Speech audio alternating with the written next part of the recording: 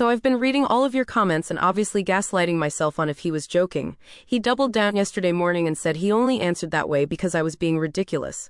IDK, I still felt uneasy about everything. Last night I was like sick exhausted. My throat was swollen, my back hurt, and I had gotten 2 hours of sleep the night before. When I went to go to sleep, this time both dogs were on the bed. I asked if we could lift the dog that can't walk well to the floor since that's where he likes to sleep as he can't get on or off the bed alone. He got up to try to gently move him to the floor, but the Golden didn't much prefer it, so my husband instantly gave up. Now mind you, the dog is literally taking up the lower left corner, 1/4 or more of the bed. I asked if he could gently insist the dog get on the floor. He explained that he will need to move to the floor later in the night, but he doesn't feel like it currently, so no, he wouldn't be making him move right now if the pup didn't delight in the thought right this instance. The dog got to stay. I said this makes no sense to me because you'll have to wake up from us sleeping to move him later. He doubled down.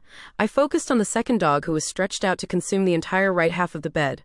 My husband laid between them, spooning him. That left a small 2 feet by 3 feet area in the upper left corner of the bed for me, and I wasn't allowed to accidentally let my foot touch them in a way that could put pressure on them. Obviously, I lost my shit at this point. Having read most of your comments, I started telling him this was insane, to grow up, to actually put me first, or go marry your dogs. I said this is so pathetic and embarrassing for me to be of less value than your dogs to you. You can't put your Golden through slight discomfort and move them to the floor so your sick wife can sleep. He responds with, move to the guest room. I said no. He says fine, I'll move to the guest room. I said I really want to actually spend time with you since my kiddo is out of town. We never spend time together. Let's both go to the guest room and the dogs can have our bed. He says no, it has to be just one of us because he wants the dogs to have one adult as a comfort presence and both have full access to the bed. I obviously am floored at this point.